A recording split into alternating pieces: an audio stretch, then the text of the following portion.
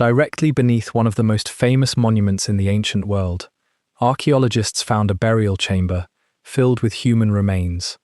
There were 12 individuals inside. Some lay beside pottery and other objects placed with the dead. One person was found near a broken ceramic vessel that briefly became famous because it resembled the Holy Grail from an Indiana Jones film. But the real discovery was not a magical cup. It was the people buried beneath Petra's treasury. For almost 2,000 years, visitors passed above them without knowing exactly what lay below. The treasury rises at the end of a narrow desert canyon in southern Jordan. Its columns, statues, and carved stone entrance appear suddenly as travelers emerge from the shadows of the Sikh. The monument looks like the front of a palace, but most researchers believe it was connected with death. Now, beneath the ground directly in front of it, archaeologists have uncovered evidence that may help reveal who the monument was built for and what the Nabataeans believed should accompany the dead. Petra was the capital of the Nabataean kingdom. Its builders controlled trade routes connecting Arabia, the Mediterranean, Egypt, and Syria. Caravans carrying incense, spices, textiles, metals, and luxury goods crossed some of the driest land in the region. Petra stood at the center of that movement. The city grew wealthy enough to transform cliffs into monuments. Its people carved tombs, temples, stairways, ceremonial spaces, and entire building facades directly into the rose-colored sandstone. If discoveries that bring forgotten people back from beneath the earth are why you are here, subscribe and turn on notifications. Because the 12 individuals beneath the treasury may help answer a question that the monument's spectacular facade has hidden for centuries. Who was important enough to be buried here? The Nabataeans first emerged as a major regional power during the centuries before the birth of Christ. Their origins remain debated, but they were an Arabian people whose language, names, religion, and inscriptions connected them with the wider ancient Arab world. They became skilled traders and diplomats. Rather than depending on one river or fertile plain, they learned how to control movement through the desert. They knew where water could be found. They protected caravan routes. They charged taxes and provided security. Their kingdom eventually stretched across parts of modern Jordan, Saudi Arabia, Syria, Israel, and Egypt. Petra became its political and ceremonial heart. Reaching the city required passing through the Sikh, a twisting gorge more than a kilometer long. The cliffs rise high on both sides, sometimes leaving only a narrow strip of sky above.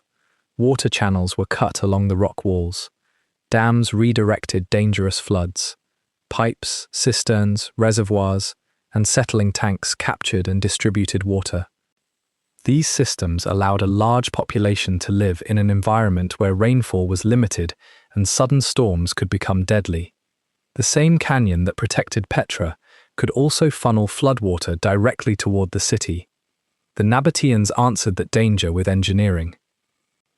They redirected streams, controlled runoff, stored seasonal rain, and carried water toward homes, gardens, fountains, baths, and public buildings. Petra was not simply a collection of tombs in an empty desert. It was a functioning city. Markets operated between monumental buildings. Temples rose above streets. People cooked, traded, worshipped, worked stone, repaired water channels, raised families, and received visitors from distant regions. Yet death shaped much of the landscape. Hundreds of tombs were carved into the cliffs around the city. Some were simple chambers. Others had enormous facades covered with columns, steps, crowns, and symbols borrowed from several architectural traditions. Petra's builders combined influences from Arabia, Egypt, Greece, and the wider Hellenistic world. The treasury, known in Arabic as Al-Khazna, is the most famous example. Its facade is almost 40 meters high. 6 columns support the lower level. Above them are broken pediments, carved figures, eagles, vegetation, and a central circular structure crowned by a stone urn.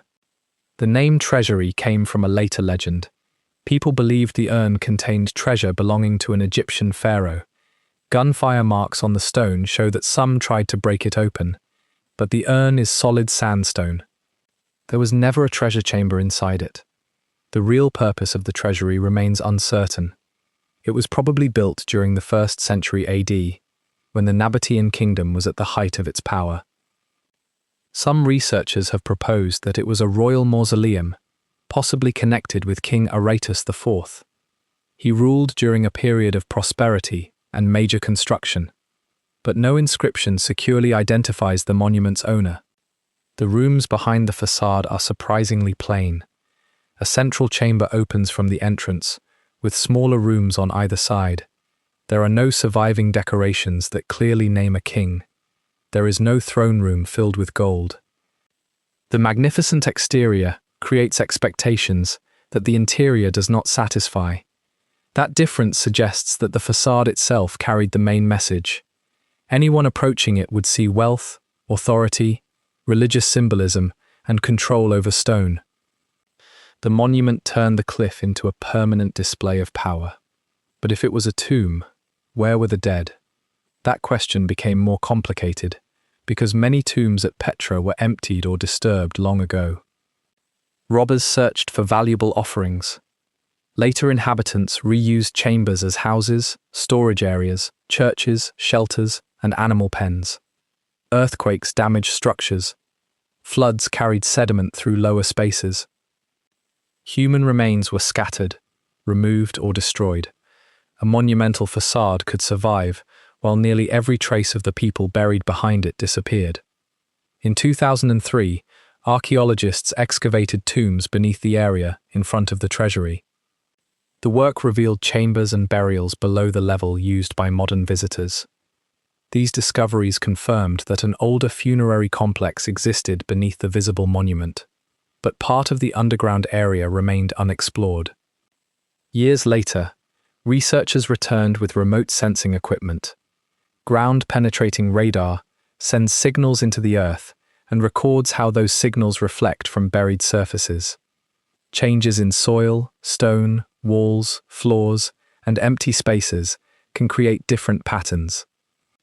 The technology does not produce a perfect photograph of everything underground. It creates data that specialists must interpret. In front of the Treasury, the survey indicated features that resembled chambers already identified on the opposite side. The pattern suggested that another space might remain beneath the ground. The researchers received permission from Jordanian authorities to investigate. They removed layers of sediment carefully. A stone-lined entrance began to appear. Beyond it was a chamber divided into burial areas. Inside were skeletal remains belonging to 12 people. The discovery was unusual because relatively complete burials are not commonly recovered from Petra's most heavily disturbed monumental tombs. These people had survived beneath one of the city's most visited locations. Their bones may preserve information that carved stone cannot provide. An inscription can tell archaeologists a name or title. A skeleton can reveal a life. Teeth can preserve evidence of childhood diet and movement. Bones may show age, biological sex, disease, injury, physical stress, and repeated activity. Chemical signatures can indicate whether someone grew up near Petra or arrived from another region. DNA may reveal whether some of the individuals were relatives, although heat, water, soil conditions, and time can damage genetic material. If several people belonged to one family, the chamber may have served a household or dynasty. If they came from different regions, it could reflect Petra's place within a wide trading network. If their diets were unusually rich, they may have belonged to an elite group. If they show ordinary patterns of labor and disease, the tomb's location could challenge assumptions about who received prestigious burial space. The objects found with them may help narrow the date. Pottery changes over time. The clay, shape, decoration, and manufacturing technique of a vessel can connect it with known archaeological periods. Metal objects can reveal trade, status, or personal identity. The location of every artifact matters. An object beside a hand carries a different meaning from one found in loose sediment near the doorway. Researchers must separate intentional grave offerings from material washed into the chamber later. The most publicized object was a ceramic fragment found near one of the skeletons. From a distance, it resembled the cup used as the Holy Grail in Indiana Jones and the Last Crusade. That film used Petra's Treasury as the exterior of a fictional temple. The similarity created an irresistible headline, but the artifact was not a sacred chalice. Experts identified it as part of a broken pottery vessel, likely a jug. Its value is archaeological, not supernatural. It may help date the burial and reconstruct the objects placed with the dead. The skeletons do not prove that the treasury was built for the people inside the lower chamber. The burials may be earlier than the facade.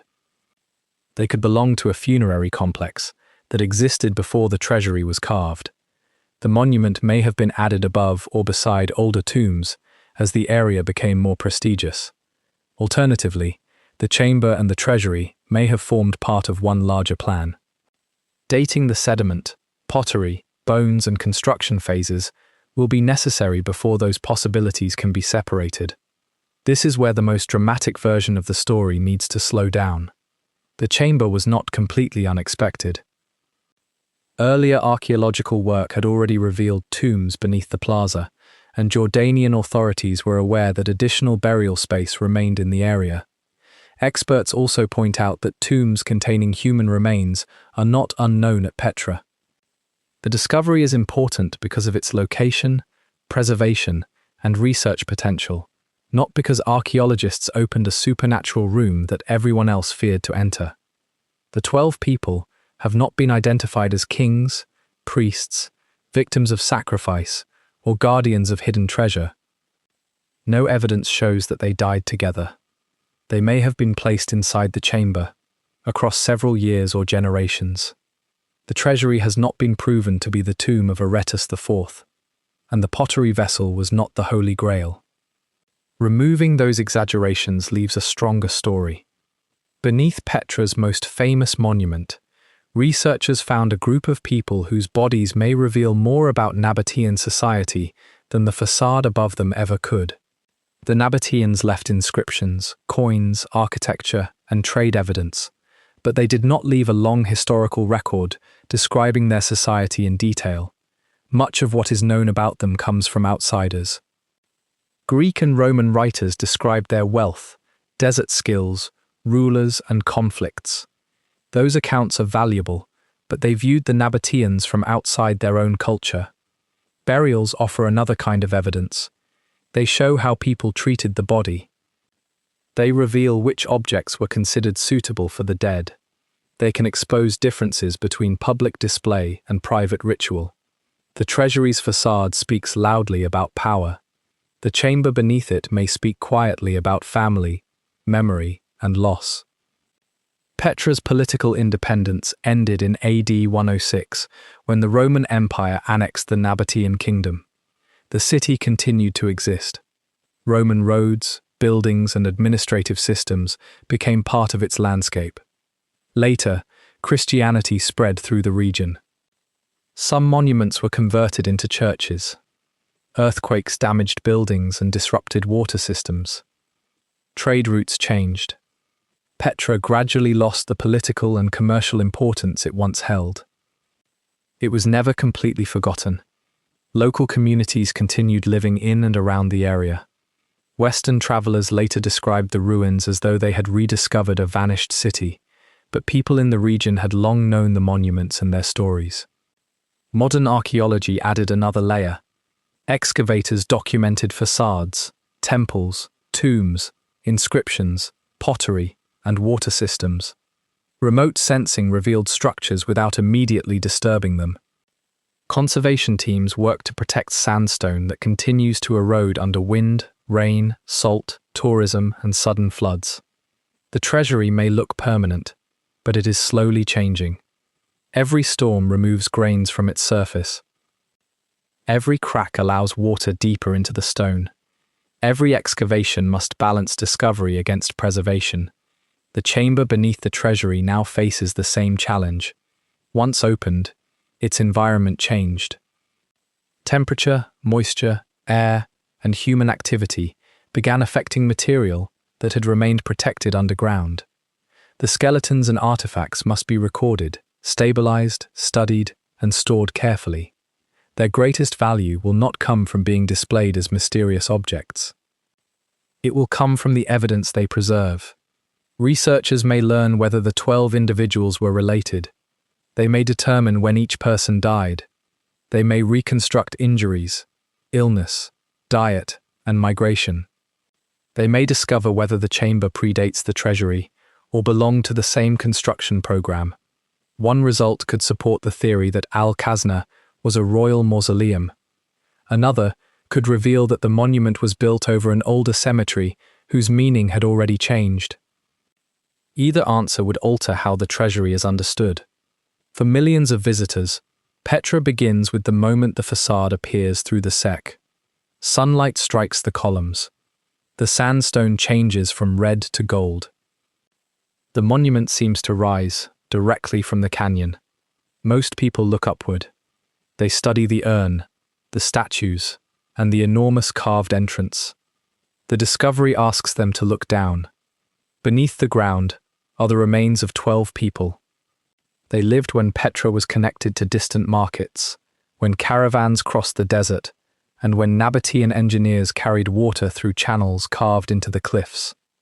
They may have watched the treasury being built. They may have belonged to the family that ordered it. Or they may have been buried before its first column was carved. Their names are gone. Their language survives only in scattered inscriptions. The objects placed beside them were broken or buried, but their bodies remained beneath the monument long after the kingdom disappeared. Petra's greatest facade has always attracted attention because of what can be seen. Its newest mystery comes from what was hidden below. The next investigation is waiting on screen now.